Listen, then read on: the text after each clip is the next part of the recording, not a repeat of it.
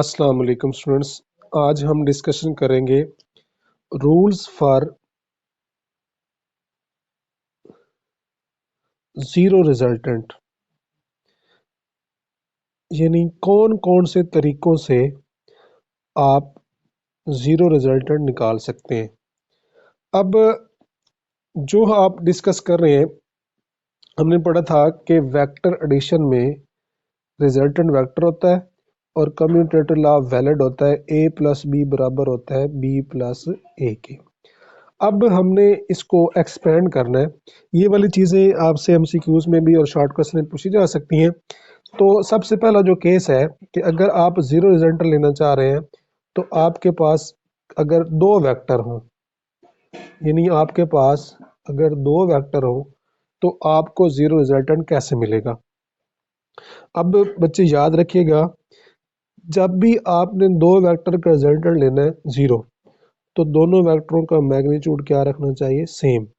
तो पहली कंडीशन आपने अप्लाई करनी है कि दो वेक्टर तभी जीरो रिजल्टेंट दे सकते हैं जब उनका मैग्नीट्यूड क्या हो, सेम। सेकंड नंबर पे उनकी जो डायरेक्शन है पड़ी वो अपोजिट होनी चाहिए। क्या होनी चाहिए, अपोजिट। तो देखें, अगर ये हमारे पास एक वेक्टर ए है और इसी साइज का एक दूसरा वेक्टर हो, वो इसका क्या बन जाएगा, माइनस ए। दोनों को करो ऐड, तो ये आपको एक नल वेक्टर देगा और ये इनका सम क्या निकल आया, जीरो। यानी क्या आपने याद रखा, फॉर टू वेक्टर आपने क्या ओरिएंटेशन रखनी है, सेम इन मैग्नीट्यूड और अपोजिट इन डायरेक्शन। अगर आपके पास थ्री वेक्टर्स हो, यानी दो से ज्यादा, तब आपको रिजल्टेंट जीरो कैसे मिल सकता है, ये बात याद रखने की है। तो उसके लिए आपने एक लफ्ज याद रखना, साइक्लिक ऑर्डर। साइक्लिक ऑर्डर का लफ्ज बड़ा इंपॉर्टेंट है, एक्सरसाइज में इसके सवाल भी हैं। यानी अगर आपके पास तीन वेक्टर है, दो से ज्यादा, उनको आप यूं अरेंज करते हो, हेड टू टेल रूल, यानी क्लोज्ड फिगर बनानी है। यानी पहला दूसरे के साथ, दूसरा तीसरे के साथ और तीसरा पहले के साथ। तो तब इनका रिजल्टेंट हमेशा कितना रखना है जी, जीरो। इसको हम कहते हैं जी पॉलीगॉन। यानी कोई भी पॉलीगॉन शक्ल हो, ढेर सारे उसकी साइडें हो और वो एक साइक्लिक ऑर्डर में हो या क्लोज ऑर्डर में हो, तब उसका रिजल्टेंट क्या माना जाएगा, जीरो।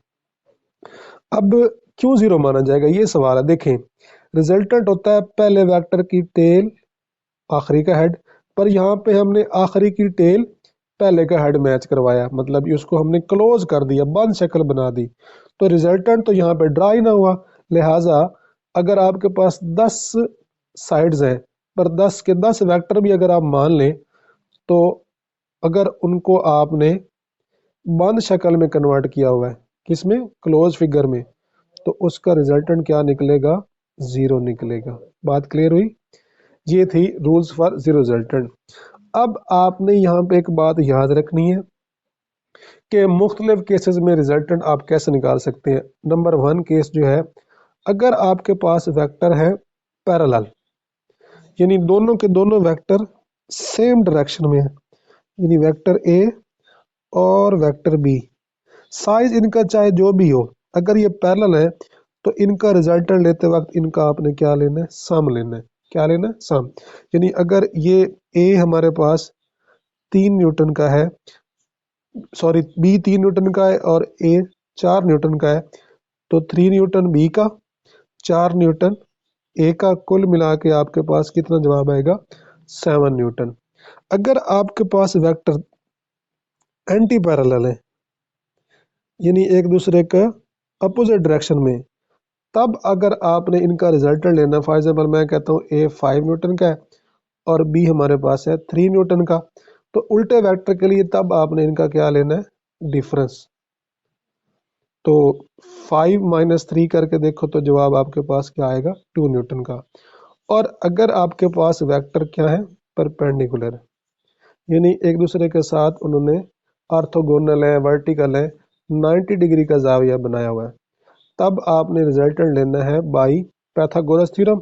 यानी ये एक राइट एंगल ट्रायंगल बनेगी तो ये बन जाएगा बेस का स्क्वायर प्लस परपेंडिकुलर का स्क्वायर और साथ में स्क्वायर रूट।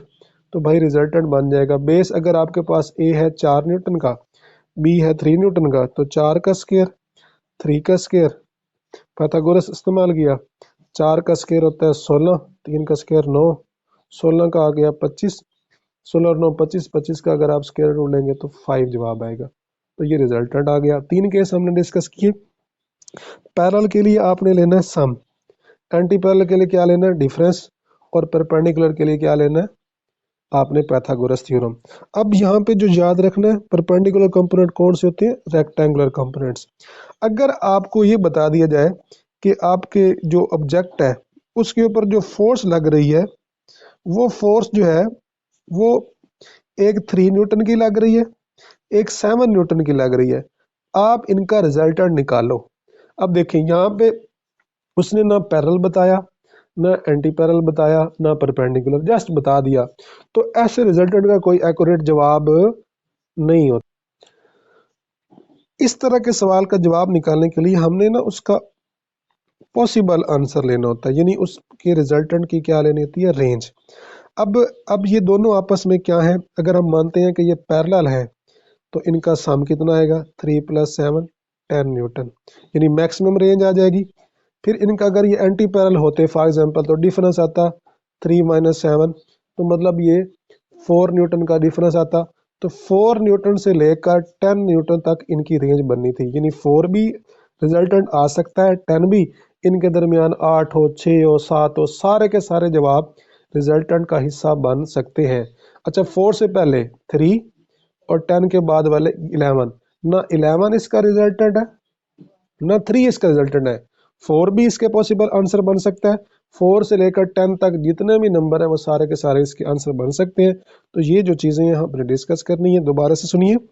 अगर आपके पास दो वेक्टर हों तो उनका आप सम जीरो कैसे ले सकते हैं, मतलब रिजल्टेंट सेम मैग्नीट्यूड हो, डायरेक्शन अपोजिट हो, ओरिएंटेशन आपको पता चल गई। अगर दो या दो से ज्यादा वेक्टर हो, मतलब 3 या 3 से ज्यादा, तब जब भी आप क्लोज फिगर की बात करोगे या साइक्लिक ऑर्डर की तो रिजल्टेंट हमेशा याद रखो जीरो आएगा, क्योंकि no space to draw the resultant. अगर आपके पास पैरेलल वेक्टर हो यानी थीटा 0 डिग्री का हो, तब आपने उनका रिजल्टेंट निकालना है सम करके, तो मैक्सिमम जवाब आएगा। और अगर वो एंटी पैरेलल है तब उनका डिफरेंस लेना है तो मिनिमम जवाब आएगा। और अगर वो परपेंडिकुलर है यानी उनको रेक्टेंगुलर कंपोनेंट मानते हैं तो रिजल्टेंट निकालने के लिए पाइथागोरस थ्योरम, हाइपोटेन्यूस बराबर होता है बेस का स्क्वायर प्लस परपेंडिकुलर, आपने वैल्यू पुट करनी है और आपका आंसर आ जाएगा। अगर ना पैरेलल बताए ना एंटी पैरेलल तो फिर आपने पॉसिबल आंसर बताना है, एक्चुअल नहीं होगा। तो उसकी रेंज चेक होती है, अगर आप पैरेलल मानते हो तो मैक्सिमम जवाब, फिर डिफरेंस मानते हो यानी एंटी पैरेलल तो मिनिमम जवाब, और फिर उनका रेंज जो भी उसकी पॉजिटिव और नेगेटिव वैल्यू यानी हाई और लो वैल्यू आएगी वो सारे का सारा उसका आंसर बन सकता है। लो से नीचे वाला और हाई से ऊपर वाला वो उसका रिजल्टेंट नहीं होता। इस तरह का सवाल आपके एफएससी की बुक में एक्सरसाइज में भी है और एमसीक्यूज पूछे जा सकते हैं। मुझे उम्मीद है आपको समझ आएगी। Thank you for watching.